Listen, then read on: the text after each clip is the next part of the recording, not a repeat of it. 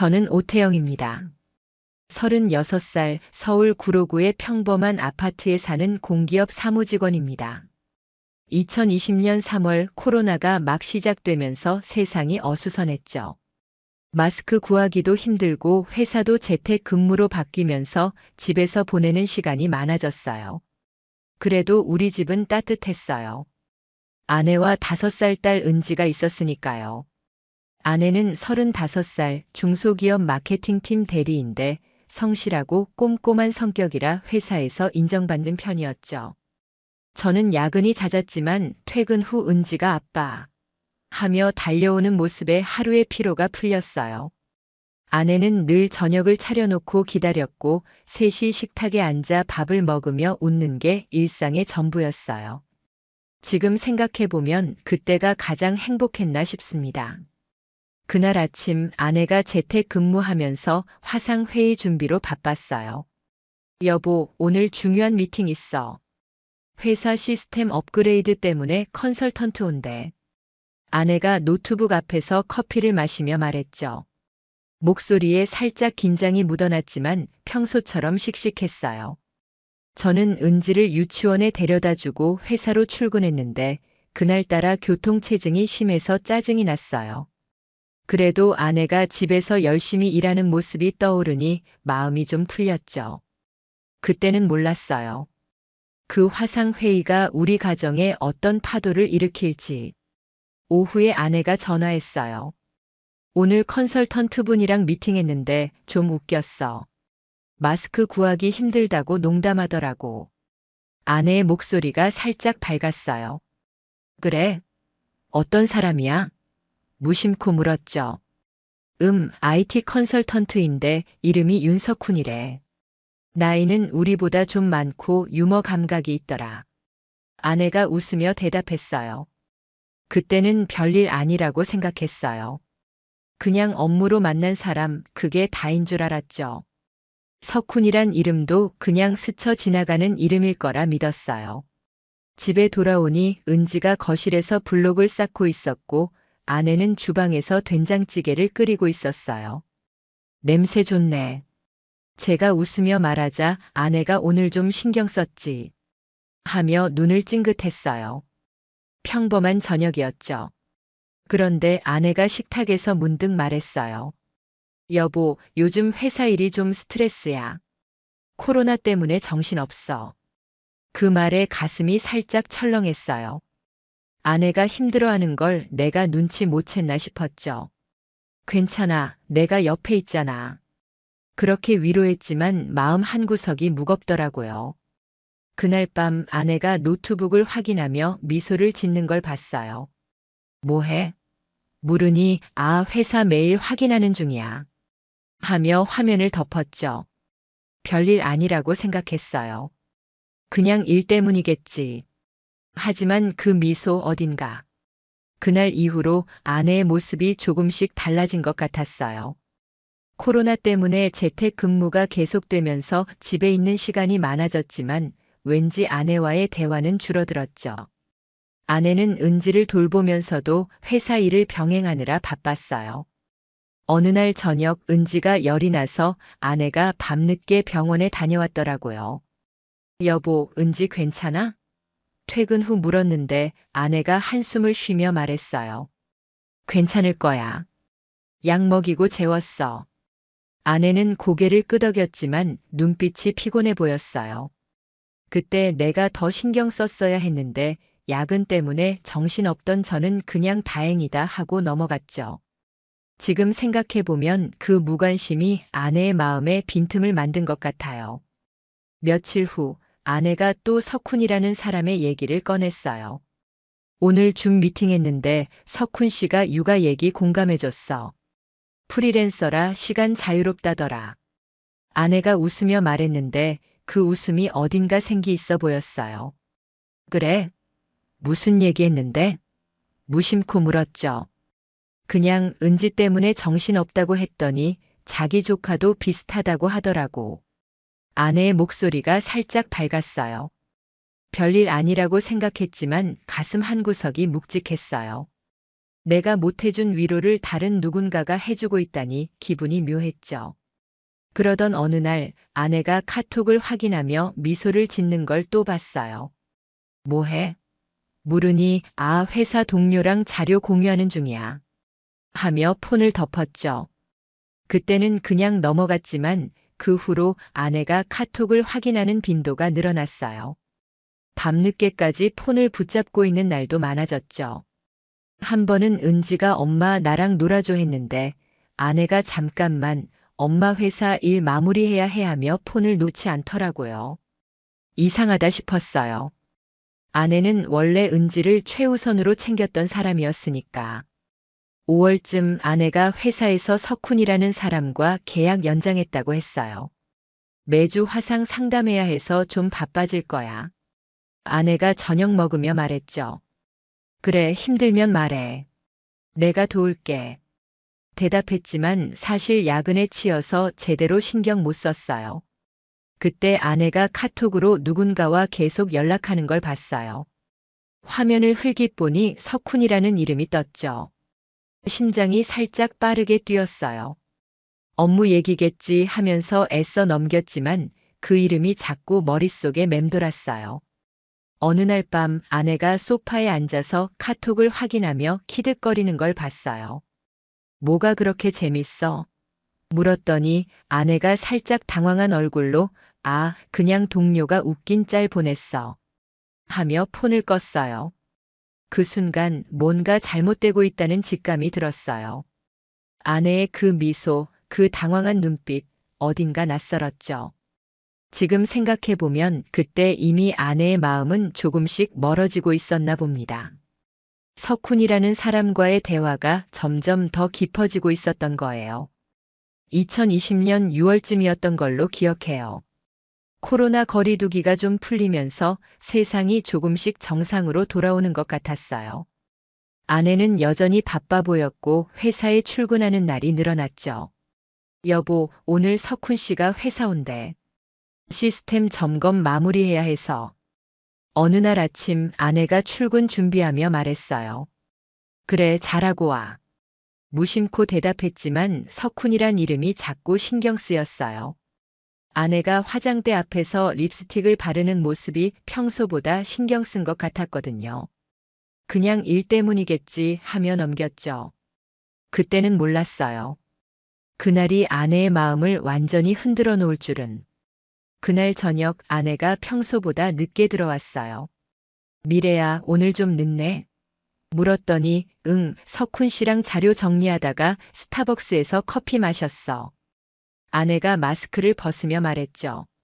목소리가 살짝 들떠 있었어요. 커피? 무슨 얘기했는데? 궁금해서 물었어요. 그냥 일 얘기랑 석훈 씨가 최근에 여친이랑 헤어졌대. 좀 외로워 보이더라. 아내가 고개를 살짝 숙이며 대답했어요. 그 말에 가슴이 철렁했어요. 왜 아내가 다른 남자의 사생활에 관심을 두는 걸까? 이상한 기분이 들었지만 더 캐묻지 않았어요.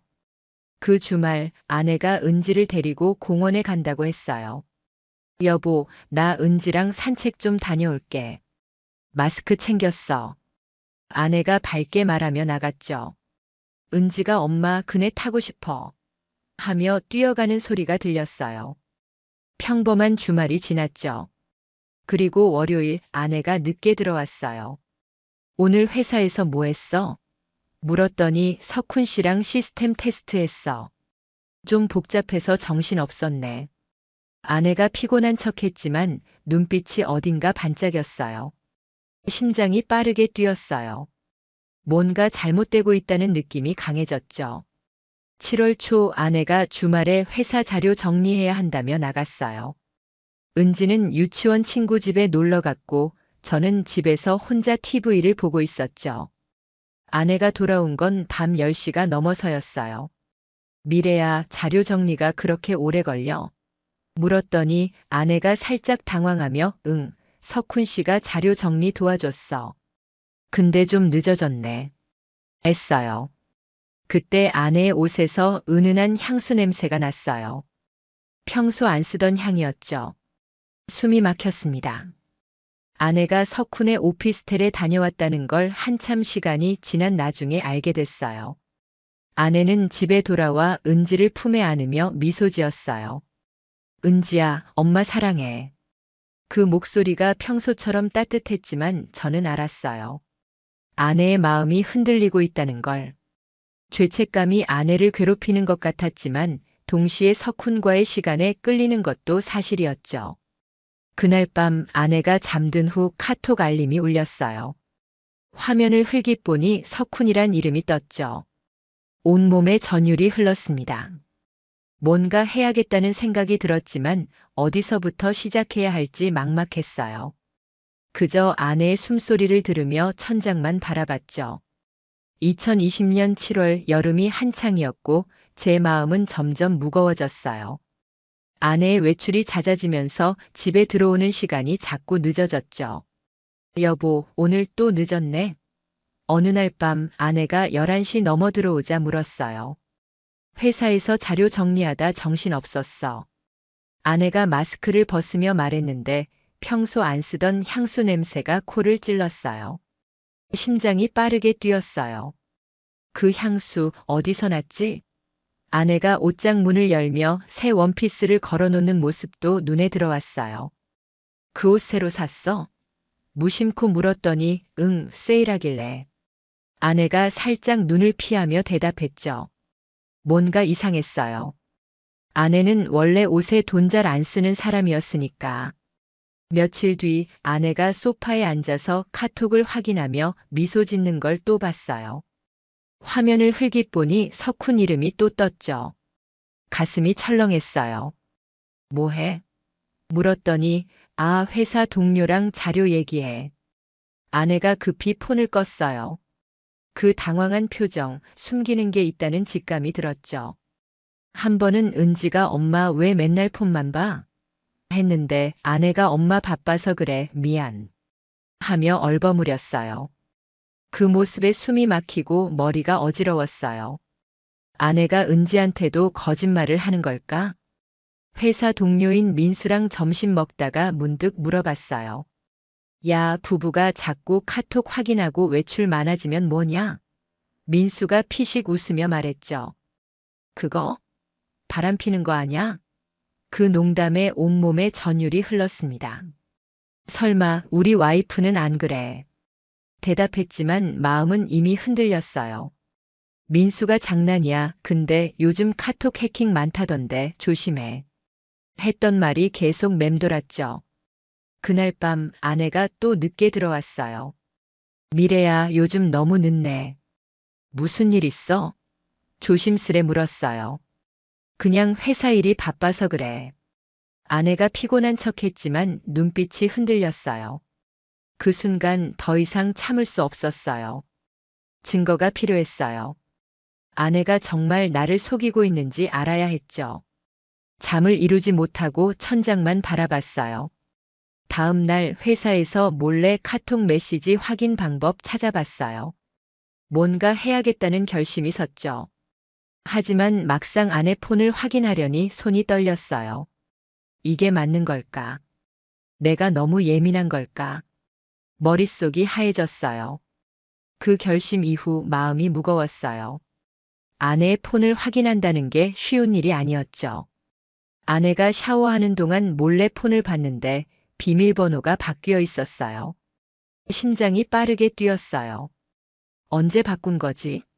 미래야, 폰 비밀번호 뭐야? 샤워 끝나고 물었더니 아, 회사 보안 때문에 바꿨어. 나중에 알려줄게. 아내가 살짝 당황하며 말했죠. 그 말투 어딘가 어색했어요. 숨이 막혔어요. 정말 회사 때문일까 아니면 뭔가를 숨기려는 걸까? 다음 날 회사에서 민수한테 조심스레 물어봤어요. 야, 와이프 폰 비밀번호 바뀌었는데 회사 때문일 수 있냐? 민수가 눈썹을 치키며 말했죠. 회사? 그건 좀 요즘 해킹 앱 많으니까 조심해라. 근데 진짜 의심되면 전문가 고용해봐. 그 말이 머릿속을 맴돌았어요. 사설 탐정이라니 드라마 같았지만 점점 그쪽으로 마음이 기울었죠. 민수가 너무 걱정 마. 우리 와이프도 폰 자주 확인해. 하며 웃었지만 위로가 안 됐어요. 그날 저녁 아내와 분위기가 어색했어요. 은지가 아빠 엄마 오늘 예뻤어. 하며 깔깔거렸는데 아내가 은지야. 그냥 옷 새로 입었을 뿐이야. 하며 민망해했죠. 여보, 요즘 옷 많이 사네? 농담처럼 물었더니 가끔 기분 전환하려고 그래. 아내가 눈을 피했어요. 그 순간 아내의 목에 낯선 목걸이가 눈에 들어왔어요. 섬세한 은색 체인, 아내 취향이 아닌 디자인이었죠. 그 목걸이 새 거야? 물었더니 아내가 손으로 목걸이를 만지며 응, 동료가 선물해줬어. 했어요. 가슴이 철렁했어요. 동료? 석훈인가? 그날 밤 아내가 잠든 후 옷장을 뒤져봤어요.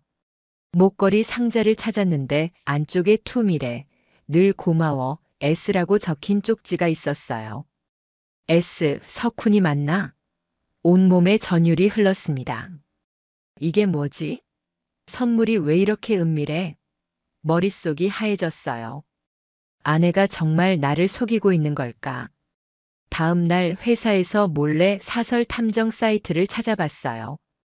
비용이 만만치 않았지만 진실을 알아야겠다는 생각뿐이었죠. 아내 폰을 확인할 방법을 찾아야 했어요. 하지만 막상 탐정에게 연락하려니 손이 떨렸어요. 내가 너무 멀리 가는 걸까? 이 모든 게 오해일 수도 있지 않을까? 그 목걸이 쪽지가 머릿속을 떠나지 않았어요. 아내가 잠든 밤 다시 폰을 확인해 봤죠. 비밀번호를 은지 생일로 바꿨는지 이번엔 풀렸어요. 카톡을 열자마자 석훈 이름이 눈에 띄었어요. 오늘 고마웠어. 다음에 또 보자. 그 메시지를 보는 순간 숨이 막혔어요. 손이 떨려 폰을 놓칠 뻔했죠. 스크롤을 올리니 더 많은 대화가 있었어요. 너랑 있으면 스트레스 풀려. 은지 자면 연락해. 각 문장이 칼처럼 가슴을 찔렀어요. 이게 뭐지? 아내가 정말 석훈과 온몸에 전율이 흘렀습니다. 그날 밤 잠을 이룰 수 없었어요.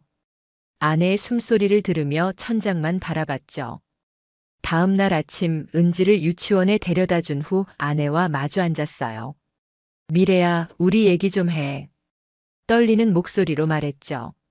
아내가 여보, 무슨 일이야? 하며 눈을 깜빡였어요. 석훈이랑 무슨 사이야? 카톡 봤어. 직구를 던졌어요. 아내의 얼굴이 창백해졌죠. 그게 오해야. 아내가 말을 더듬었지만 눈빛이 흔들렸어요. 오해? 오늘 고마웠다고 메시지 보낸 게 오해야? 소리가 커졌어요. 아내가 고개를 숙이고 한참을 침묵했죠. 여보, 미안해. 아내가 결국 눈물을 흘리며 말했어요.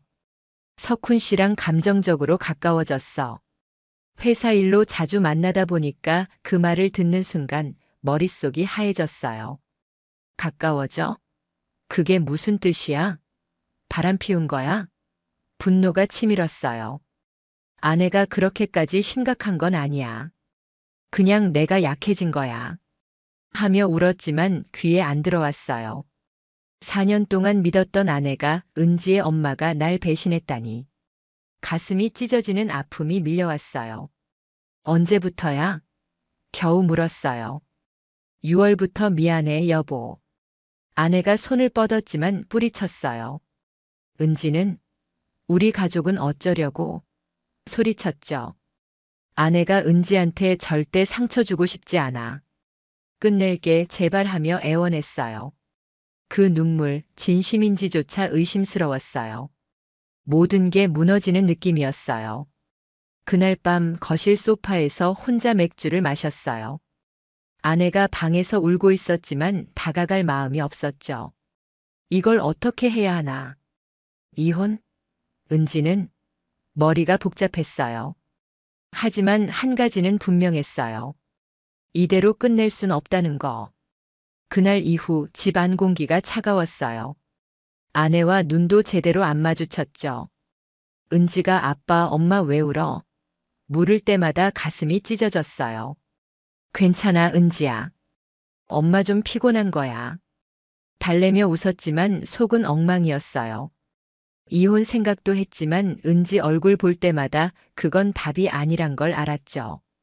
아내가 석훈과의 관계를 끝낸다 약속했지만 믿기 힘들었어요. 그래도 가정을 지키려면 뭔가 해야 했어요. 어느 날 밤 아내가 조심스레 말했어요. 여보, 우리 상담 받아볼까? 다시 시작하고 싶어. 그 눈빛, 진심인지 의심스러웠지만 은지를 위해 고개 끄덕였어요. 다음 날 회사 동료 민수한테 털어놨어요. 민수야, 와이프가 바람 폈어. 상담해볼까 고민 중이야. 민수가 놀라며 말했죠. 야, 상담 좋아. 우리 형도 그거로 부부관계 회복했어. 그 말에 용기가 생겼어요. 온라인 부부 상담을 알아봤죠. 코로나 때문에 줌으로 진행하는 곳이 많더라고요. 아내와 상담사를 정하고 첫 세션을 예약했어요. 미래야, 이거 진심으로 해야 해. 말했더니 아내가 여보, 나도 은지 잃고 싶지 않아. 하며 눈물 지었어요. 그 말 믿고 싶었지만 마음 한구석이 여전히 무거웠어요. 그 주말 아내가 석훈과 정리했다고 했어요. 카페에서 만나 얘기했어. 더 이상 연락 안 하기로 했어. 아내가 조용히 말했죠. 정말이야? 폰 보여줘. 퉁명스럽게 물었어요. 아내가 망설이다 폰을 건넸어요. 석훈과의 대화가 삭제돼 있었고 새 메시지도 없었죠. 이제 믿어줘, 여보. 아내가 손을 잡았지만 손을 뺐어요. 시간이 필요해. 그 말밖에 못했어요. 가슴이 철렁했어요. 아내가 노력하는 게 보였지만 배신의 상처가 너무 깊었죠. 상담 예약날 아내와 줌 앞에 앉았어요. 상담사가 서로의 상처를 말해볼까요? 했을 때 아내가 먼저 입을 열었어요. 제가 남편을 아프게 했어요. 용서받고 싶어요. 그 말을 듣는데 분노와 슬픔이 뒤섞였어요. 여보, 난 당신 믿었어. 근데 그 믿음이 깨졌어. 내 목소리가 떨렸죠. 상담사는 시간이 필요하지만 소통부터 시작합시다. 애써요. 그날 밤 아내가 은지를 재우며 여보, 우리 다시 잘해볼까? 물었어요. 대답 대신 고개만 끄덕였죠. 마음은 아직 흔들렸지만 은지의 웃음소리가 희망처럼 들렸어요.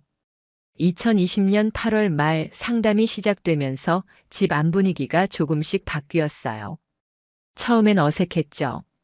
줌 화면 너머 상담사가 서로의 하루를 공유해 보세요. 했을 때 아내가 은지 유치원에서 그림 그렸대요. 하며 웃었어요. 나도 회사에서 민수랑 점심 먹었어. 했지만 목소리가 딱딱했어요. 상담은 매주 했는데 솔직히 처음엔 효과 없어 보였어요. 여보, 우리 이렇게 계속 어색할 거야? 아내가 어느 날 물었죠. 미래야, 아직 마음이 정리 안 됐어. 솔직히 말했어요. 아내가 고개를 숙였지만 포기하지 않았죠. 그 모습에 가슴이 살짝 움직였어요. 상담사가 작은 변화부터 해보세요. 애써요. 그래서 야근을 줄였죠. 공기업이라 스케줄 조정 가능했거든요. 은지를 유치원에서 내가 데려오고 저녁엔 같이 밥을 먹었어요. 아내도 육아 부담을 나눴어요. 여보, 은지 목욕 내가 시킬게. 아내가 먼저 말한 날 오랜만에 온기가 느껴졌어요. 그래도 상처는 쉽게 안 지워졌죠. 한 번은 상담 중에 아직도 석훈이라는 사람을 생각하면 화가 나. 터놓았어요. 아내가 미안해, 내가 잘못했어. 하며 울었고 상담사가 과거는 놔두고 지금을 보세요. 했죠. 그 말이 머리에 박혔어요. 아내가 동료 추천으로 온라인 독서 모임에 가입했어요. 여보, 나 책 읽으면서 기분 전환할게. 아내가 조심스레 말했죠. 그래, 좋아. 대답했지만 속으론 걱정됐어요. 또 다른 누군가와 가까워질까봐. 그래도 아내가 매주 줌으로 책 얘기하며 웃는 걸 보니 조금씩 마음이 풀렸어요. 은지가 엄마 책 재밌어? 물으면 아내가 응, 은지도 나중에 읽어. 하며 안아줬죠.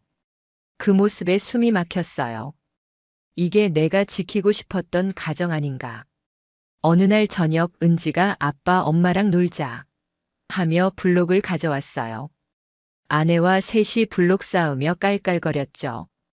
오랜만에 집에 웃음소리가 울렸어요. 여보, 오늘 행복했어. 아내가 은지 재우며 말했어요. 나도.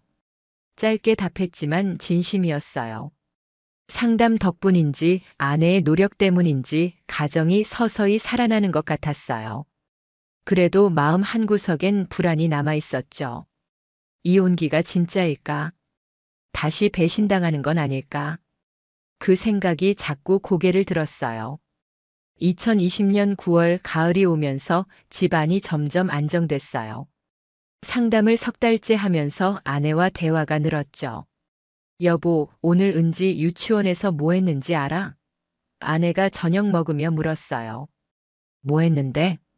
웃으며 되물었죠. 아빠 그림 그렸대. 아내가 은지 머리를 쓰다듬으며 웃었어요. 그 평범한 순간이 소중했어요. 과거의 상처는 여전히 남아 있었지만 아내가 노력하는 게 보였어요. 여보, 우리 이렇게 계속 지내자. 아내가 어느 날 말했죠. 그래, 미래야. 진심으로 답했어요. 가슴이 살짝 철렁했지만 이번엔 희망이 더 컸어요. 석훈 소식은 더 이상 들리지 않았어요. 아내가 연락 완전히 끊었어. 했고 폰을 확인해도 아무 흔적이 없었죠. 아내가 진짜 정리한 거구나. 그래도 가끔 석훈과의 메시지가 떠오르면 가슴이 아렸어요. 왜 아내는 그때 약해졌을까? 내가 더 신경 썼다면 달랐을까? 상담사 말대로 과거는 놔두기로 했지만 쉽게 잊히진 않더라고요. 은지와의 시간이 상처를 치유해줬어요. 주말에 구로구민회관 놀이터에서 은지가 그네 타며 아빠, 더 세게 밀어. 깔깔거렸죠. 아내가 옆에서 조심해, 은지야. 하며 웃었어요. 그 웃음 예전의 아내로 돌아온 것 같았어요. 미래야, 우리 은지 잘 키우자. 문득 말했죠. 아내가 당연하지, 여보. 하며 손을 잡았어요. 그 따뜻한 손길에 온몸에 전율이 흘렀어요.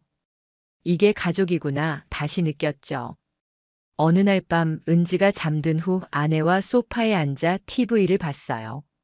아내가 여보 고마워. 날 다시 믿어줘서. 했어요. 나도 고마워 미래야. 우리 같이 노력한 거야. 대답했죠. 그 순간 배신의 아픔이 조금 더 옅어진 것 같았어요.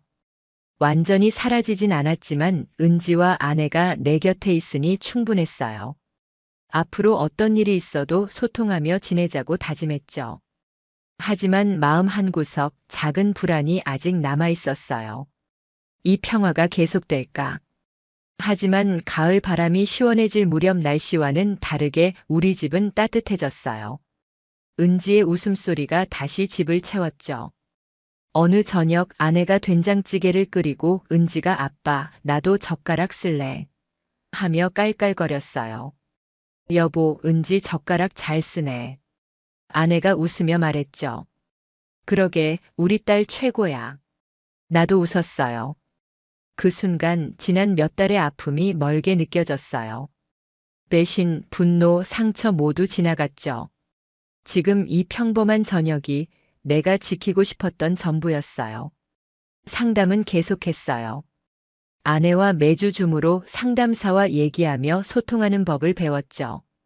여보, 오늘 회사 어땠어? 아내가 물으면 민수가 또 농담 던지던데. 하며 웃었어요. 예전엔 이런 대화가 없었죠. 아내의 독서 모임도 계속됐어요. 미래야, 이번엔 무슨 책 읽어? 물으면 소설인데 진짜 감동적이야. 하며 눈을 반짝였어요.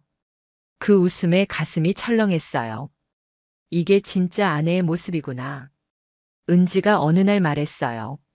아빠, 우리 행복해, 맞지? 그 말에 눈물이 핑 돌았어요. 그럼 은지야, 우리가 최고야. 안아주며 말했죠. 아내가 옆에서 미소 지었어요. 여보, 은지 덕분에 우리 다시 뭉쳤어. 그 말에 고개 끄덕였어요. 배신을 딛고 얻은 교훈이 있었죠.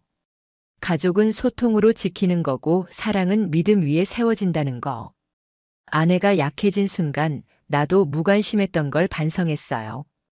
이제는 서로의 빈틈을 채워주자고 다짐했죠. 지금 생각해보면 그 아픔이 우리를 더 강하게 했어요. 석훈이라는 사람은 이제 기억 저편에 묻혔고 아내와 나는 새로운 시작을 했죠. 은지가 자라면서 아빠 나 커서 뭐 할까?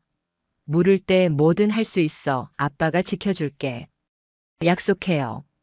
아내와 손잡고 은지를 키우며 앞으로 어떤 바람이 불어도 함께 헤쳐갈 거예요. 창밖 가을 하늘을 보며 생각했어요. 상처는 아물고 가족은 다시 꽃핀다고. 이 행복 절대 놓치지 않을 거예요. 엄마, 이걸 언제 쓴 거야? 내가 시키지도 않았는데 왜?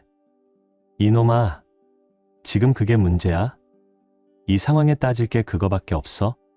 그날 그 순간 누구보다 뻔뻔했던 그 사람의 얼굴에서 처음으로 공포라는 표정을 봤어요. 사랑이라는 이름으로 시작했지만 끝은 너무도 차가웠고 계산적이었습니다. 제가 보낸 수천만 원, 제가 감당한 육체적 정신적 노동, 제가 참아낸 눈물과 외로움은 결국 자기 명예를 위한 투자금 취급받았어요. 그리고 그 대가로 돌아온 건 손에 손을 꼭 맞잡은 남편과 어린 여자였습니다. 이 이야기는 단순한 외도, 배신의 이야기가 아닙니다. 가족이라는 이름 아래 얼마나 비겁하게 한 여자의 삶이 착취당할 수 있는지를 보여주는 기록이에요. 전 아무것도 없이 무너졌지만 그대로 주저앉진 않았습니다. 묵묵히 모든 걸 기록했고 마지막 순간까지 계산해뒀습니다. 이 이야기를 끝까지 들어보신다면 당신도 알게 될 겁니다. 누구든 다 퍼주다 보면 언젠가 잊히고 무시당하고 버려진다는 걸. 그리고 가끔은 조용히 지켜보는 사람이 가장 강한 칼날을 쥐고 있다는 사실도요. 안녕하세요. 저는 40즈음의 평범한 여자예요. 결혼 후엔 온전히 가정에 집중하며 조용히 살고 싶었는데 15년이나 회사에 다녔던 몸이라 그런지 하루 종일 집에만 있는 게 쉽지가 않더라고요. 마음은 고요했지만 몸은 점점 근질근질해지고 하루하루가 답답하고 지루했어요. 그렇게 무기력한 시간을 보내던 어느 날 아버지께서 제게 조심스레 말씀을 꺼내셨어요. 주부라고 다 끝난 건 아니야. 오히려 그때가 시작일 수도 있지. 나도 면접 볼 때 보면 애 낳고 커리어 끊긴 사람들 위주로 뽑거든. 그런 사람들이 훨씬 책임감도 강하고 절실해. 너도 다시 시작해봐. 이건 아빠라서 주는 기회가 아니니까 할 거면 제대로 배우고 제대로 해봐. 그 말이 묘하게 마음에 콕 박히더라고요. 결국 전 아버지의 회사에 발을 들이게 됐어요. 하지만 남편은 그 선택이 마음에 들지 않았는지 날카롭게 말하더라고요. 내가 너랑 우리 애 하나 못 먹여 살릴까 봐 그러는 거야. 너 장인어른 회사 간다고 하면 내가 얼마나 못 벌어서 너 일한다고 생각하시겠냐고. 그 말에 저도 억울해져서 말했죠. 아니야, 아버지는 절대 그렇게 생각 안 하셔. 내가 너무 답답해서 그런 거야. 집에만 있자니 내가 숨이 막혀서. 남편은 마지못해 물러섰지만 마음 한구석엔 여전히 못마땅함이 자리하고 있었어요. 가족끼리 같이 일하는 건 더 무서운 법이야. 사람들 눈치도 만만치 않을 테고 뭐. 일단 해보긴 해봐. 힘들면 다시 생각해보고. 처음엔 그렇게 말하던 남편도 시간이 흐르자 두 사람이 버는 돈의 여유를 체감하더라고요. 하나 버는 것보다 둘이 버니까 지갑 사정도 넉넉해지고 씀씀이도 제법 커졌죠. 그렇게 일에 점점 적응해 가던 어느 날 저는 허리가 너무 아파 정형외과를 다녀왔어요. 의사 선생님께선 디스크 위험이 있다며 오래 앉아 일하는 걸 피하라 하시더라고요. 여보, 나 당분간 일 좀 쉴까? 에? 갑자기 그런 말 하면 어떡해? 좀 치료받으면서 일하지 그래. 요즘 디스크 없는 사람이 어딨어? 나도 있고 다들 앉아서 일하는 세상이잖아. 근데 초반엔 힘들면 언제든 쉬하며 지금은 내가 힘들어서 쉬려는 게 아니라 진짜 아파서 그런 건데 그걸 못 쉬게 하면 어쩌라는 거야? 서운할 게 따로 있지. 당신이 안 벌면 우리 둘 다 팍팍하게 살아야 되잖아. 여유 있는 게 훨씬 낫지 않아? 남편의 말투엔 안타까움보단 현실적인 계산이 묻어나 있었어요. 애 키우는 것도 돈이 점점 더 들어가는데 나도 매일 회사 그만두고 싶어도 참고 다닌다. 그 말을 듣고 나니 아플 틈도 없이 다시 마음을 다잡게 되더군요. 그렇게 쉴 틈도 없이 바쁘게 살던 중 예상치 못한 반가운 소식이 아버지 회사에서 들려왔어요. 아버지께서는 평생 쌀 장사를 해오셨는데 단 한 번도 재고를 쌓지 않고 오로지 한정 판매만을 고수하셨어요. 그 고집이 얼마나 대단했는지 입소문이 퍼질 듯 하다가도 흐지부지 되기 일쑤였죠. 저희는 더 욕심내보자고 했지만 아버지는 절대 귀를 기울이지 않으셨어요. 그런데 세상 일이란 게 참 묘하죠. 그 원칙이 오히려 신뢰를 얻었는지 갑자기 방송에까지 소개되면서 단숨에 매출이 200배나 뛰어올랐어요. 정말 꿈인가 싶을 만큼 놀라운 일이었죠. 사실 처음엔 아버지랑 같이 사업을 하면서도 이 길이 맞는 걸까? 하고 반신반의했어요. 이게 내 길인지 그저 부모님 도와드리는 거에 불과한 건 아닌지 망설였죠. 그런데 눈앞에서 아버지가 모든 과정을 묵묵히 견디고 결국 대박까지 터뜨리는 걸 지켜보니 그 순간만큼은 저도 한 사람의 직원이자 딸로서 아버지가 정말 자랑스러웠어요. 괜히 그동안 아버지를 답답하다고만 생각했던 제가 부끄럽고 죄송하더라고요. 그런데 아버지는 그렇게 엄청난 매출이 올랐는데도 전혀 흔들리지 않으셨어요. 늘 하시던 대로 원칙 하나로 회사를 끌고 나가셨죠. 원칙대로 갑니다. 주문 많다고 성급히 움직였다간 우리 회사 이미지 한순간에 무너지는 거예요. 소비자들도 그걸 바랄 겁니다. 잘 팔리니까 우리도 그만큼 보답해야지. 그러니 우리 가족들 식탁에 올라갈 밥이라 생각하고 진심 담아서 잘 만들어주세요. 아버지는 직원이 많아지고 회사가 커졌다고 해서 누구를 하대하거나 높낮이 두는 법이 없었어요. 그 모습 보면서 저도 정말 많이 배웠죠. 그리고 그런 대박의 시기를 묵묵히 함께 버텨준 직원들에게 상여금도 아낌없이 몇 배나 챙겨주셨어요. 모두가 진심으로 기뻐할 수 있었죠. 그러던 어느 날 남편이 제 월급 명세서를 보더니 눈을 휘둥그레뜨며 묻더라고요. 허하, 이게 다 얼마야? 이거 전부 보너스야? 응, 우리 회사 요즘 매출 엄청났잖아. 아버지가 혼자 한 게 아니라 직원들이 있어서 가능했다면서 모두 같이 나누자고 하셨어. 그래서 이번에 크게 보너스 주셨어. 와, 아버님 진짜 통 크시다. 그렇게 하시기 쉽지 않은데. 이야, 지금 아버님 기분 완전 하늘 나는 거 아냐? 나도 축하 인사 한번 드려야겠다. 아, 그건 말인데 사실 엄마가 조촐하게 가족끼리 모이자고 했는데 아버지가 거절하셨어. 괜히 들뜨면 오히려 잘 되던 일도 삐끗할 수 있다고. 그냥 원래 하던 대로 평상시처럼 하겠대. 응, 그래? 그럼 내가 나중에 살짝 연락 한번 드려볼게. 응, 고마워. 근데 진짜 우리 장인어른 대단하시다. 처음 봤을 때부터 뚝심 있고 바른 분이셨는데 지금도 그대로야. 그 모습 그대로 아버님답네. 그렇게 브랜드 입지가 단단해지면서 아버지의 삶과 경영 철학을 책으로 담고 싶다는 제안이 출판사에서 줄을 잇듯 들어오더라고요. 저도 그런 건 처음이라 얼떨떨하고 신기했죠. 믿기지도 않았고요. 배운 것도 없고 경영의 경자도 모르는데 내가 뭘 안다고 책을 내. 그러시는 아버지께 제가 그랬어요. 아버지, 왜 없어요? 몸으로 익히신 게 다 배움이고 아버지 피에 흐르는 게 바로 그 자체로 지식이에요. 그래? 그럼 나도 책 한번 내보자. 출판사 직원이 맨날 찾아오니까. 그렇게 저는 회사 일과 동시에 아버지 비서처럼 곁에서 도우며 분주한 시간을 보냈어요. 솔직히 너무 바쁘고 힘들었지만 그 모든 걸 함께하고 있다는 것만으로도 제겐 큰 기쁨이었어요. 그러던 어느 새벽 남편이 술에 취해 비틀거리며 집에 들어왔어요.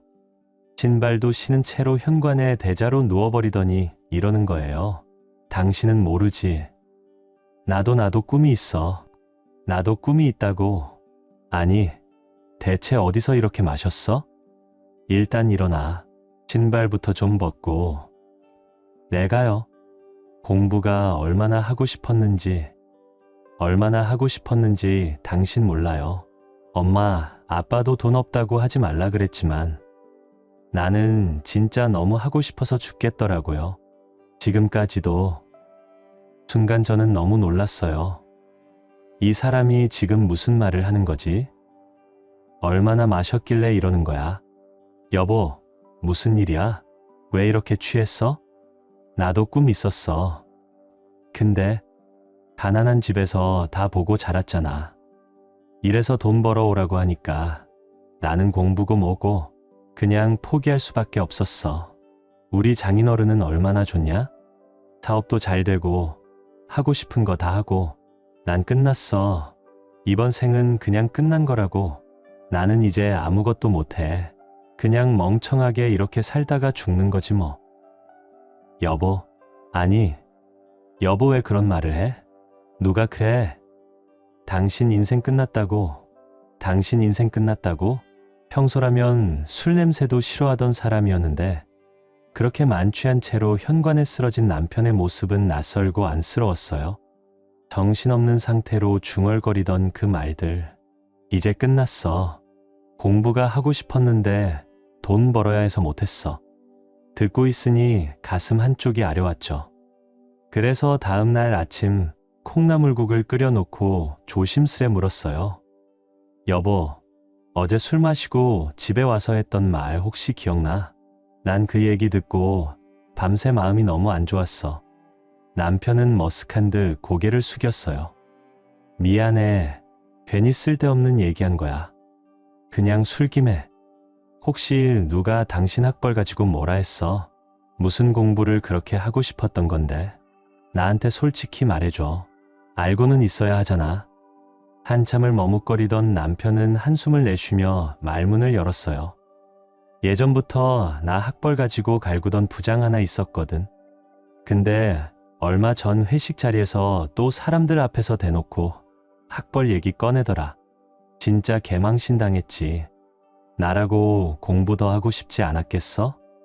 박사까지 가고 싶었지. 근데 당신도 알잖아. 우리 집 형편이 말이 아니었잖아. 배우고 싶어도 엄두를 못 냈다고. 그 부장이란 사람은 도대체 뭔데 그런 소리를 해? 지가 얼마나 잘났다고 사람을 그렇게 무시해? 제 말에 남편은 눈을 피하며 작게 웃었어요. 그러게, 나도 모르게 그게 한이 됐었나 봐. 어제는 그냥 찌질이처럼 술김에 털어놓은 거니까 그냥 넘겨. 찌질이라니. 여보, 그럼 지금이라도 해봐. 정말 하고 싶다면 지금이라도 시작해. 하고 후회하는 게 안 하고 후회하는 것보다 훨씬 낫잖아. 당신 원래 머리도 좋고 끈기 있는 사람이잖아. 잘할 수 있어. 아이, 내가 지금 나이가 몇인데 괜한 소리 한 거야. 그럴 줄 알았어. 근데 생각해봐. 우리 아빠도 지금 당신 나이에 사업 시작했어. 그게 늦은 거 아니야. 그리고 요즘은 50 넘어서 창업해서 대기업 된 사람들도 많잖아. 지금 우리 셋이 살아가는데 유리도 아직 어리고 그렇게까지 여유 없는 상황도 아니고. 응. 그래. 정말 그렇게 말해줘서 고맙다. 왠지 기운이 나네. 그럼 나 진지하게 생각해봐도 돼? 응. 진심이야. 당신 요즘 맨날 기계처럼 일어나서 출근하고 얼굴엔 늘 의욕도 없잖아. 하고 싶은 게 있다면 지금이 기회야. 지금 투자라고 생각하고 공부해봐. 일은 나중에 따라오게 만들면 되지. 남편은 제 말을 듣고 얼굴이 환해졌어요. 입꼬리가 슬며시 올라가더니 오랜만에 봤어요. 진심으로 웃는 얼굴을. 사실 전날 남편이 현관에 쓰러져 중얼거리던 말들이 밤새도록 머릿속을 맴돌았어요. 그래서 마음 단단히 먹고 그 말을 꺼낸 거였죠. 돌이켜보면 남편은 회사 다니면서도 승진엔 관심도 없고 월급도 그냥 그러려니 하며 하루하루를 무기력하게 보내고 있었어요. 이 사람이 되고 싶은 게 있을까? 그런 의문을 품은 적도 있었죠. 하지만 알고 보니 그 마음 한가운데엔 학벌이라는 큰 구멍이 있었던 거예요. 이 허전함이 남편을 계속 짓누르고 있었던 거죠. 이제라도 그 마음을 덜어줄 수 있다면 부인으로서 그걸 도와주는 게 당연하다 생각했어요. 다행히 저희 형편이 아주 빠듯한 건 아니었고 저 역시 부모님처럼 그런 상호 배려를 실천하고 싶었어요. 그리고 그렇게 2달쯤 흘렀을까. 어느 날 남편이 조용히 제게 말했어요. 나 이번엔 진짜 제대로 해보고 싶어. 이제야 내 안의 갈증이 뭔지 확실히 알겠어. 그래? 그럼 계획은 다 세운 거야? 응. 해외로 유학 가서 공부에만 몰두하려고. 회사 관두면 퇴직금 조금 나오잖아. 그걸 보태고 유학 가서도 생활비는 조금씩 벌면서 해결할 수 있을 것 같아. 그래, 정말 잘 생각했어. 잘 생각했어. 당신 하고 싶던 공부 이제 마음껏 해봐. 정말 미련 없이 다 쏟고 와. 난 당신 믿으니까. 진짜? 이렇게 한 번에 허락해 주는 거야? 나 정말 그래도 돼? 응. 당신이 고민하고 계획하는 동안 나도 많이 생각했거든. 사실 유학도 떠올려 봤어.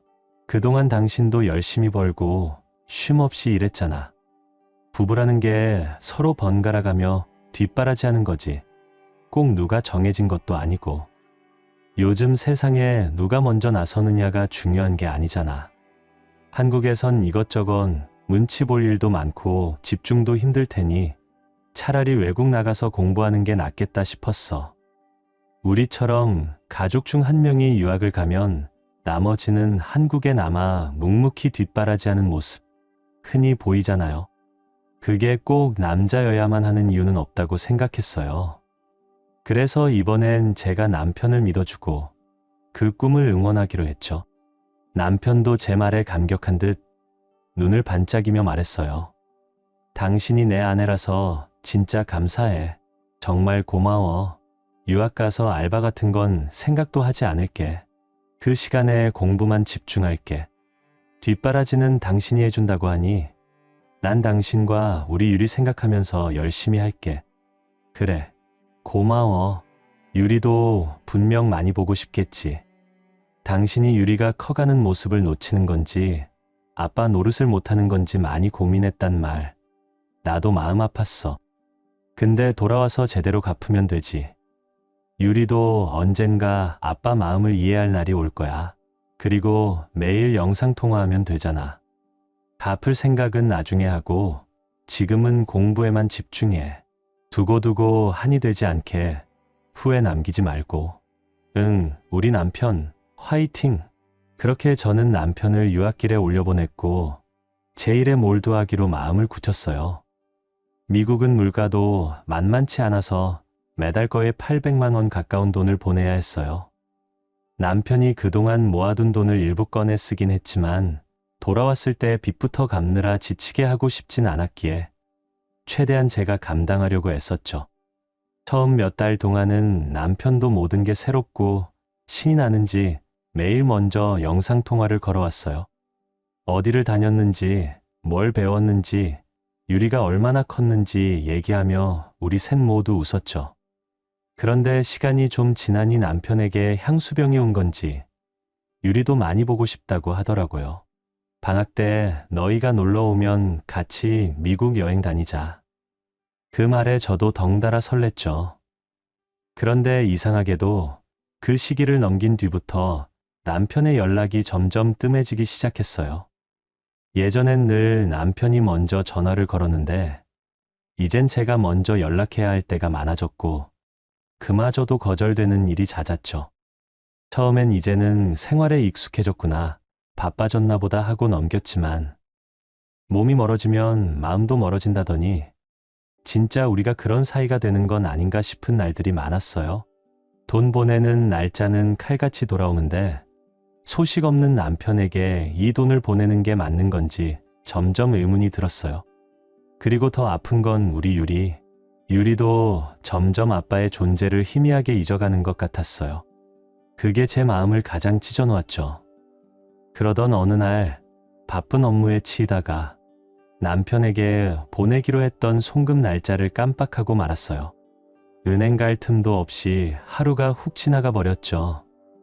그런데 그렇게 연락이 뜸하던 남편이 그날만큼은 불같이 전화를 걸어왔어요. 목소리에는 분노가 그대로 실려 있었습니다. 당신 지금 뭐 하는 거야? 오늘 카페테리아에서 밥값 결제하려다 잔액 부족으로 튕겼어. 내가 얼마나 망신당했는지 알아? 여긴 인종차별도 심한데 아시아인이 돈도 없다고 하니까 더 우습게 보더라. 저는 당황해서 핸드폰을 꼭 쥔 채 말을 더듬었어요. 어머, 오늘이 벌써 15일이었네. 여보, 정말 미안해. 요즘 유리가 자꾸 보채고 회사 일도 겹쳐서 완전히 깜빡했어. 하지만 남편은 전혀 듣지 않으려는 듯 말했죠. 변명하지 마.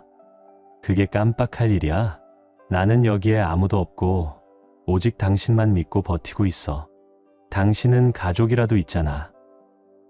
나는 완전히 혼자라고. 저는 잠시 말을 잃었습니다. 그동안 단 한 번도 송금 날짜를 놓친 적 없었기에 더더욱 마음이 무거웠죠. 내일 바로 보낼게. 지금 당장 밥 못 먹는 건 아니잖아. 매번 여유 있게 보내고 있었는데 정말 이렇게까지 말해야 해? 그러자 남편의 목소리는 한층 더 싸늘해졌어요. 뭐야? 이제 슬슬 돌아오라는 신호야. 그렇게 눈치 주는 거야? 그 말에 저는 더는 참지 못하고 꾹꾹 눌러왔던 마음을 조심스럽게 꺼냈어요. 나도 하루 종일 일하고 집안일까지 하면서 그 돈 맞추려고 아등바등 살아. 당신 생활비 챙기느라. 우린 우리 나름대로 많이 줄이고 있어. 잠깐의 침묵이 흘렀고 저는 조용히 하지만 확실하게 말을 이었어요. 솔직히 말하면 나도 힘들었어. 그런데 당신이 더 힘들까봐 내색 못했을 뿐이야. 여보, 요즘 왜 전화 잘 안 받아? 예전엔 당신이 먼저 연락했잖아. 조용한 숨소리만 들렸고 저는 더 조심스럽게 말을 이었습니다. 유리 말이야. 그 아이, 아빠를 점점 잊어가는 것 같아. 그 조그만 얼굴에서 아빠라는 단어가 사라지는 게 보여. 나 혼자서 그 공백을 채우기엔 너무 버거워. 그리고 진심이었어요. 내가 돈 한 번 안 보냈다고 그제야 연락하는 당신 모습이 너무 낯설었어.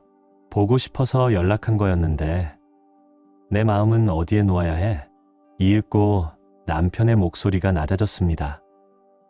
나도 매달 큰돈을 보내면서도 당신들이 어떻게 사는지 몰라. 하루 12시간 넘게 일하면서 혼자 끼니 때우고 누구 하나 말 걸 사람 없이 버티는 게 너무 외롭다. 그 말에 제 가슴도 한쪽이 아려왔죠. 우리는 둘 다 지쳐 있었던 겁니다.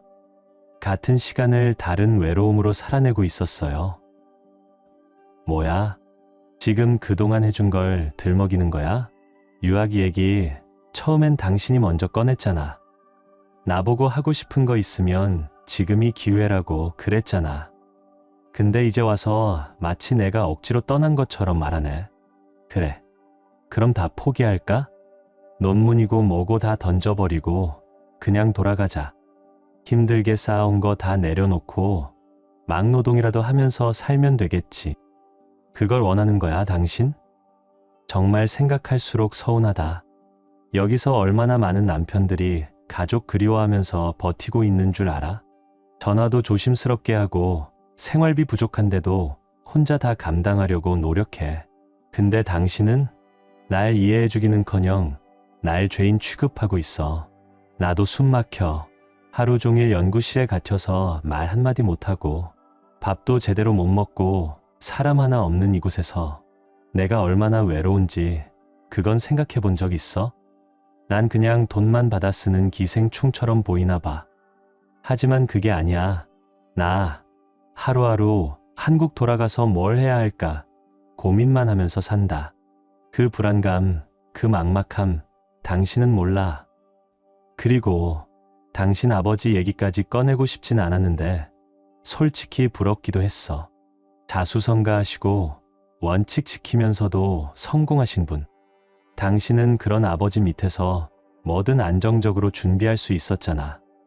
반면 나는 어릴 때부터 가진 거 없이 버티는 법부터 배웠어. 그러니 내가 여기까지 오는데 얼마나 각오가 컸는지 그 무게를 조금이라도 생각해줬으면 했어. 내가 당신보다 조금 늦게 출발했을 뿐이야. 지금은 초라해 보여도 결국 내가 노력해서 만들어갈 자리야. 그걸 무시하지 않았으면 해. 난 그냥 당신한테만큼은 이해받고 싶었어. 그렇게 말한 뒤 남편은 전화를 끊어버렸어요. 남긴 여운은 무거웠고 마음 어딘가가 텅 비어버린 것 같았죠. 그 순간 제 마음속 어딘가에서 툭 하고 줄 하나가 끊어지는 소리가 들리는 것 같았어요. 남편이라는 이유 하나로 모든 걸 감수하고 뒷바라지하겠다고 스스로 나섰는데 돌아오는 말이 고작 치사하지만 참고 있다는 말이라니. 너무도 쓰라렸고 참담했어요. 그래도 그날은 서로 너무 격해져 있었던 거니까 저도 다음 날엔 차분하게 다시 이야기해보자 마음먹었어요. 하지만 막상 전화를 걸려니 손이 떨리고 용기가 나질 않더라고요. 그래서 남편이 쓰던 메일 주소에 편지를 남겨보려고 로그인했는데 그 순간 제 눈에 알림 하나가 띄었어요. 남편이 SNS에 사진을 업로드했습니다. 남편이 이 나이에 SNS라니, 그것도 나 몰래? SNS라니, 그런 거엔 전혀 관심도 없던 사람이 갑자기 그런 걸 한다는 게 너무 이상했어요. 남편은 평소엔 휴대폰으로 뉴스 보기도 버거워하던 사람이었거든요. 뭔가 이상한 예감이 들어서 그 아이디를 찾아 계정에 들어가 봤는데 처음부터 숨이 턱 막혔어요. 프로필 사진부터가 말도 안 됐어요. 낯선 여자의 볼에 입을 맞추고 있는 남편. 서로 팔을 감싸 안고 누가 봐도 연인 사이 같았어요. 사진 속 두 사람은 환하게 웃고 있었고 그 미소가 제겐 비수처럼 꽂혔죠. 알고 보니 그 계정은 둘만 공유하는 비밀 공간이었어요. 유학을 간 직후 만난 그 여자와 함께 만든 계정이었죠. 사진 속 두 사람은 어깨를 맞대고 환하게 웃고 있었고 그 여자는 아무리 봐도 저보다 한참은 어려 보였어요. 심장이 철렁 내려앉는 기분이었어요. 그 순간 문득 스쳤어요. 그래서 그렇게 생활비가 부족하다고 했던 걸까?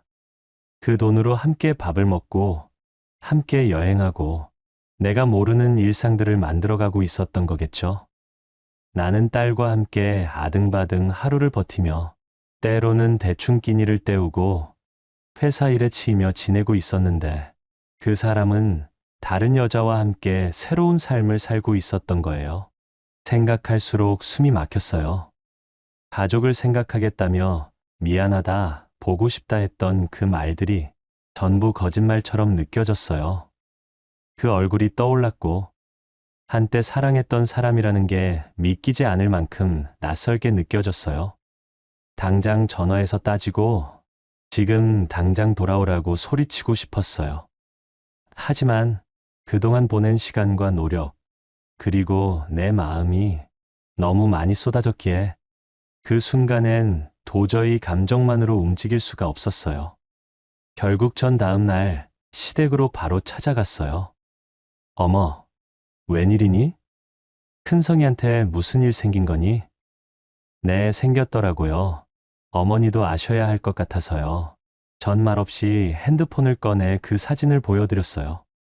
시어머니는 제 눈을 피하더니 제 손을 덥석 잡으셨어요.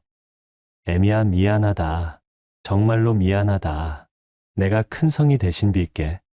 내가 좀 이해해주면 안 되겠니?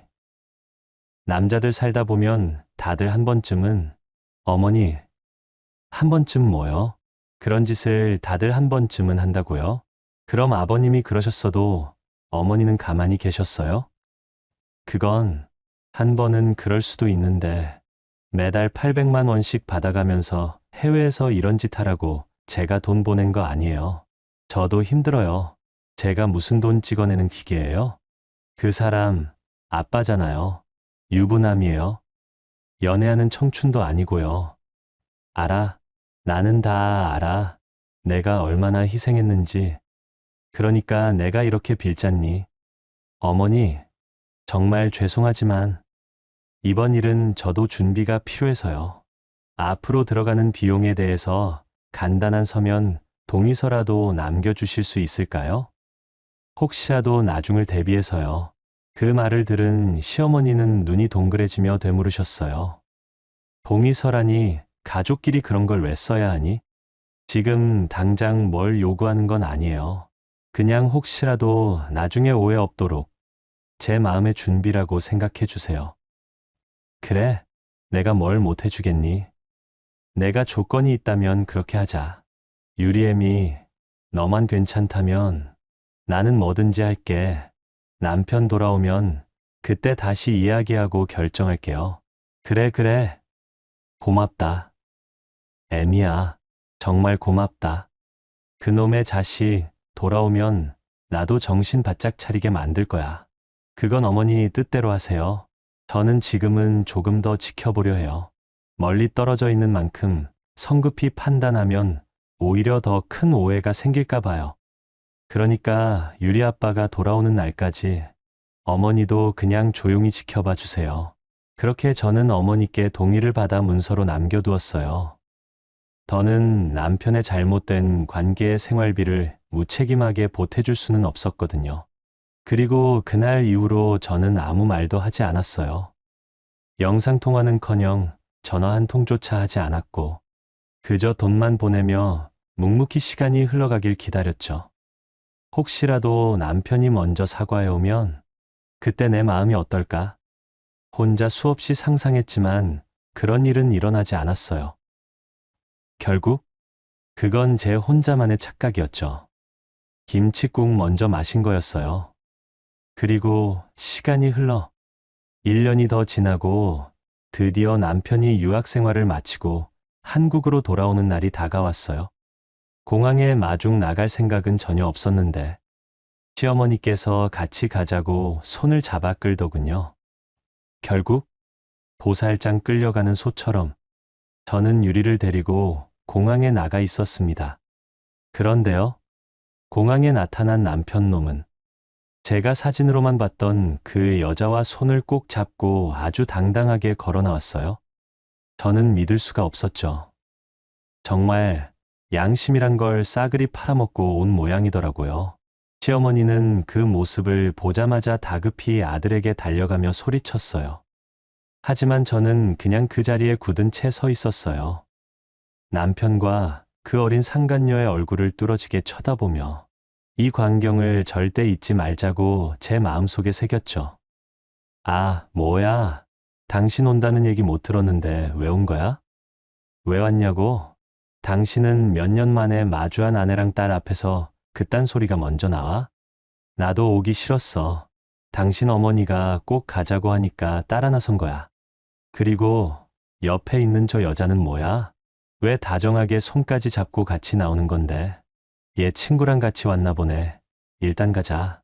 엄마, 친구 아니야. 그리고 당신은 이제 그만 관심 좀 꺼줄래? 뭐, 어머니, 저 어머니의 아들이랑 좀 크게 얘기해야 하니까 유리 데리고 잠깐만 비켜주세요. 너 지금 이 여자를 내 눈앞에 데리고 온 거야? 너 미쳤니? 아니, 멀쩡해. 그 어느 때보다 정신 똑바로야. 그리고 우리 지금 이혼 서류만 안 썼을 뿐이지. 이미 남보다 더 멀어진 사이 아니야? 몇 년이나 떨어져 살면서 나만 외로웠다고 생각하지 마. 당신도 들키지만 않았을 뿐.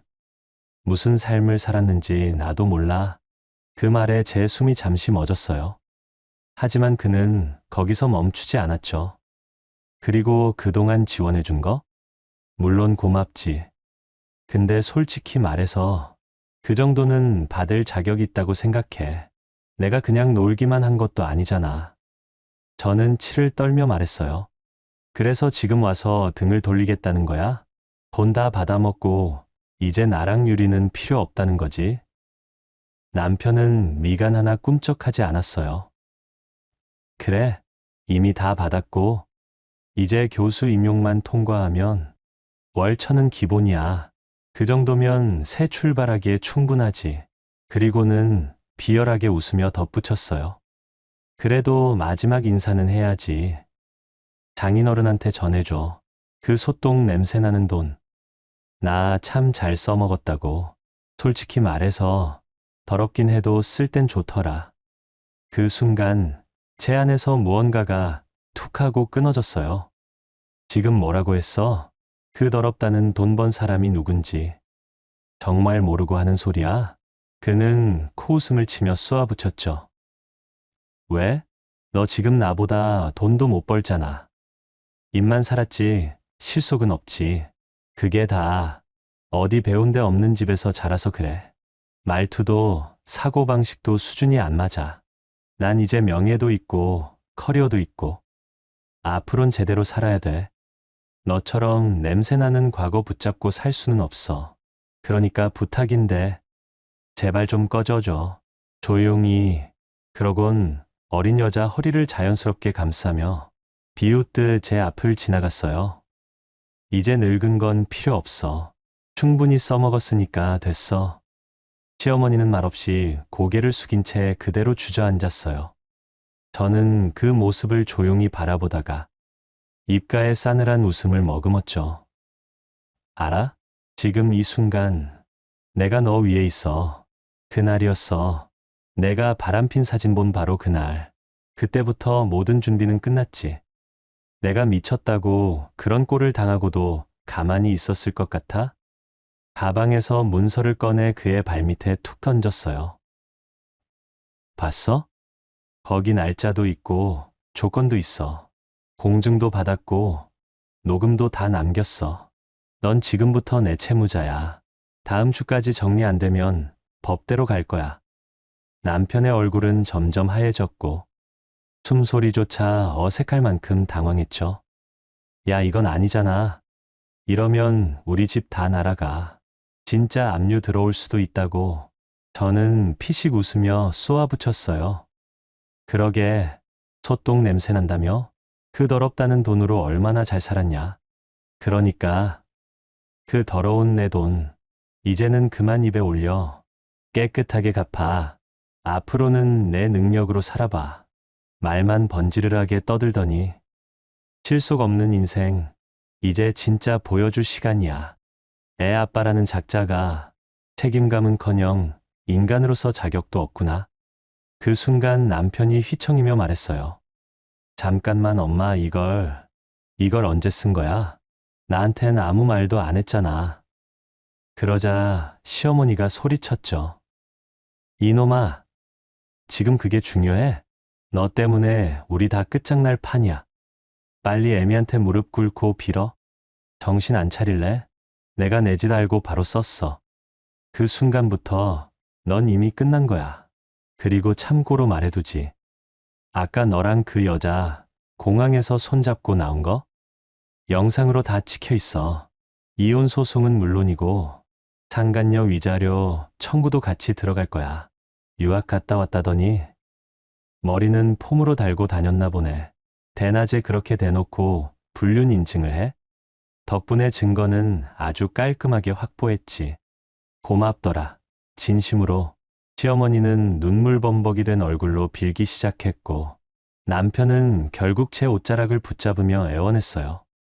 하지만 전 말없이 손을 뿌리치고 그의 뺨을 차갑게 후려쳤어요. 그게 끝이었죠.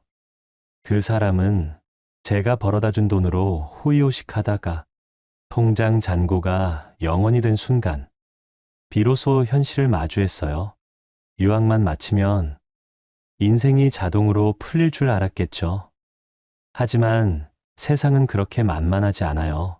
그동안 제가 보낸 생활비도 그 여자가 멋대로 쓰고 빠져나간 뒤였고, 남편이 믿었던 남은 돈이란 건 애초에 존재하지도 않았어요. 그날 밤 남편은 다시 저를 찾아왔어요. 미안하다. 이번 한 번만 부모님만 좀 살려줘. 내가 시키는 건 다 할게. 뭐든지 다. 냄새난다던 돈은 그토록 부끄러워하더니 정작 자기 집이 날아갈 위기에 처하니까 그 돈이 얼마나 귀중했는지 이제야 깨달은 거죠. 그런 주제에 공항에서 유리를 봤으면서도 상간녀 손을 놓지도 않고 딸에게 눈길조차 안 주는 그 인간을 보면서 저는 더는 돌아설 수 없다는 걸 확신했어요. 우린 남이지만 유리는 내 자식이잖아. 네가 뱉은 말 한마디 내 집안이 날아가는 걸로 갚게 될 거야. 그 이후로 그 인간은 매일같이 절 찾아왔어요. 이제 와 딸이 보고 싶다느니, 그래도 우리가 유리 부모 아니냐느니 입에 발린 소리만 늘어났어요. 듣기조차 싫었죠. 전 그 인간이 두 번 다시 저희 앞에 나타나지 않게 이사를 감행했고 번호도 바꿨어요. 차용증대로. 시댁집은 결국 압류 조치가 들어갔고 어른둘은 말 그대로 길바닥에 앉게 됐죠. 상간녀요? 한국에 오자마자 그 남편 꼴 보고는 질려서 도망갔다더군요. 지 입으로 말했어요. 그 사람 원래 그런 사람인지 몰랐어요. 그렇게 거창하던 사랑 노름도 결국은 코미디처럼 끝났죠. 그 후로 남편은 이제 다 끝났으니까 다시 잘해보자고 했어요. 웃기죠? 처음부터 이 인간이 이렇게까지 비겁하고 추한 사람일 줄 알았다면 결혼도 유학도 아무것도 하지 않았을 거예요. 후회가 너무 컸고 제 자신에게도 얼마나 자책했는지 몰라요. 하지만 한편으로는 차라리 이 기회에 이 인간의 민낯을 확인한 게 다행이라고 생각해요. 이보다 더 오래 함께 살았더라면 더 큰 상처를 입었을 테니까요. 지금은요, 딸 유리랑 둘이서 정말 평화롭게 살고 있어요. 비로소 마음이 놓여요. 이혼 소송도 제가 원하는 대로 잘 마무리했고, 박사학위까지 따고 돌아온 그 인간은 막노동하러 다닌다고 했죠. 지금도 여전히 그러고 있는 것 같아요. 그렇게 성시 공부했으면 아마 지금쯤 좋은 대학에서 교수님 소리 들으며 살고 있었을 텐데 결국 모든 걸 자기 손으로 내팽개쳤어요. 지금쯤 후회하고 있을까요? 아니면 여전히 세상 탓, 부모 탓, 아내 탓만 하고 있을까요? 저는 이 이야기를 통해 꼭 한마디 남기고 싶어요.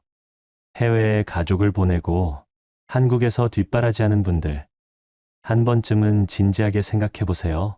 모든 희생이 정말 같은 방향을 향하고 있는지, 그 사람은 지금 혼자만의 길을 걷고 있는 건 아닌지, 저처럼 모든 걸 다 내준 후에 깨닫는 일은 없었으면 좋겠습니다. 물론 저와 같은 경우는 정말 극히 드물게 일어나는 일이에요. 모든 경우가 이렇다고 일반화할 수는 없죠. 그런데 제 경우엔 서로가 어떻게 사는지를 모르고 지내다 보니 어느 순간부터 상대가 너무 쉽게 느껴졌던 것 같아요. 보이지 않으니 가볍게 여겨지고 결국엔 자기 삶만이 제일 중요하다는 착각에 빠지는 거죠. 그래서 저는 이혼을 하고 나서 더 단단해졌어요. 예전에도 그러긴 했지만 그 후로는 더 겸손하게, 더 조심스럽게 스스로를 다잡으며 하루하루를 살아가고 있어요. 대학도 졸업 못했던 아버지지만 저는 아버지의 삶이야말로 그 어떤 학위보다 값지고 위대한 배움이라고 믿습니다. 제 이런 개인적인 이야기를 길게 또 진심으로 들어주셔서 감사합니다. 모두들 살아가는 길 위에서 상처보다 웃음이 많고 눈물보다 따뜻한 일이 더 많이 찾아오기를 바랍니다. 끝까지 함께 해주셔서 진심으로 감사합니다. 공감하셨다면 구독과 좋아요로 마음을 나눠주세요. 그리고 응원의 댓글을 남겨주시면 더 좋은 영상을 만들 수 있는 힘이 됩니다. 그럼 다음 영상에서 다시 만나 뵙겠습니다.